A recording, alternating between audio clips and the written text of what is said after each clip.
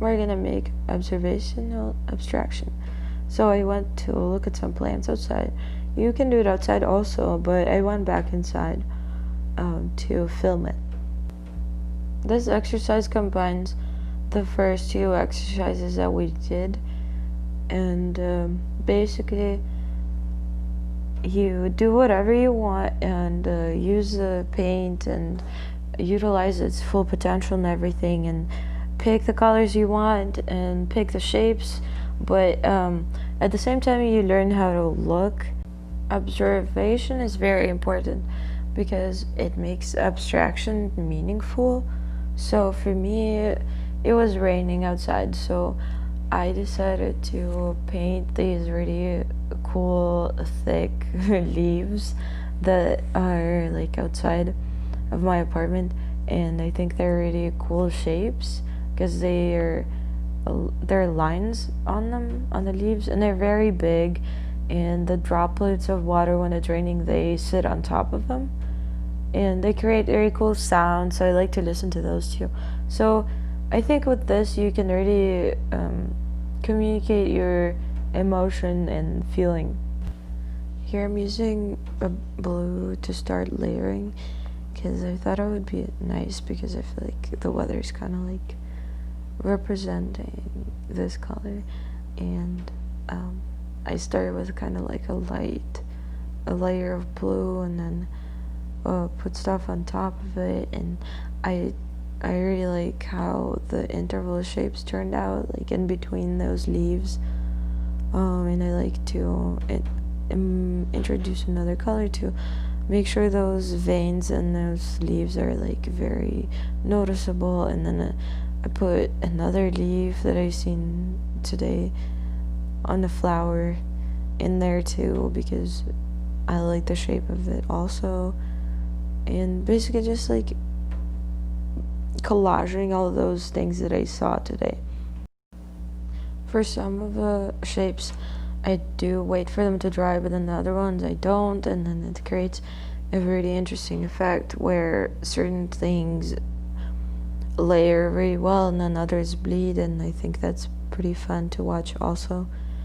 And yeah, I decided I wanted to just have a couple layers of leaves and then add the droplets of water on top. I think it really helps when you're doing abstraction to have some sort of a plan of shapes or colors that you're gonna be using, or at least some idea in mind of what you would like to be painting, or the feeling you want to convey, or something you are inspired by. And you can use as many colors as you want. Just like for this one, just try to make sure you like what you're putting on the page, because for the one that's a still life, maybe you put it together and then the shape that it creates is a certain way, so then like you feel like you have to put it like that. But for this one, there's like total complete freedom of what you're putting on the page, so make sure you enjoy your composition. Here I'm putting the yellow droplets to symbolize rain and stuff, and I think it turned out pretty fun. Since that one was so fast, I decided to make another one, but trying a different approach. So I used green for the leaves and then layered it a different way. And I think it's just really cool to, again, try different ways of how the paint is applied, and how wet my brush is, and how much pigment I have on it and everything. And all those variables are what creates like a good painting, because you need to change them a little bit, but make sure they're not all kind of like out of place, they have to like go together, because your colors have to be in like a certain color palette, and then your shapes kind of have to like get along and like look good together in a good composition. Basically just try to like make sure you enjoy it. And just have fun with it. You don't have to draw still lifes and organic shapes and like plants and everything.